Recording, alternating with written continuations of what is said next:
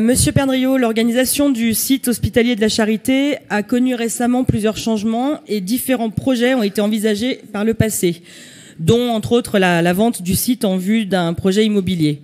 Ce site est cher aux Stéphanoises et aux Stéphanois. C'est un joyau du patrimoine architectural stéphanois, dont certains éléments sont classés. Son parc arboré offre un espace de repos et de respiration pour les usagers. Situé en plein centre-ville, il est facilement accessible et permet ainsi aux populations les plus éloignées du soin d'accéder à des services de prévention ou de suivi. Par exemple, la présence d'un CEGID, donc Centre de dépistage du VIH, des hépatites et des IST, en centre-ville est un atout indéniable pour lutter contre leur propagation et mieux prendre en charge les personnes. Alors, j'ai bien suivi vos conseils. Lors de la commission santé, solidarité, handicap et seniors du mardi 16 mai, vos adjoints ont été interrogés par moi-même sur son devenir.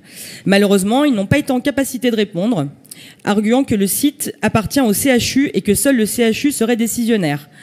Pourtant, Monsieur Perdriau, vous et Monsieur Michaud siégez tous deux au conseil de surveillance du CHU. Pour rappel, le conseil de surveillance délibère, entre autres, sur le projet d'établissement.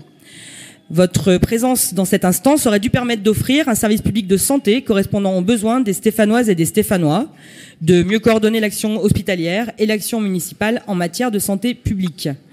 C'est pourtant l'ambition affichée dans le plan cancer présenté aujourd'hui.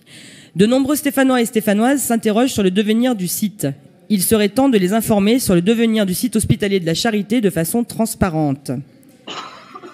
Pourriez-vous faire un point sur la situation actuelle et à venir sur ce site ? Nous vous demandons d'apporter des précisions sur les services présents actuellement, les services proposés et les soins dispensés, les services présents précédemment et déménagés, donc leur nouvelle localisation, les services proposés et les soins dispensés, les services pressentis pour d'éventuels déménagements à venir, et enfin l'avenir du site à court, moyen et long terme.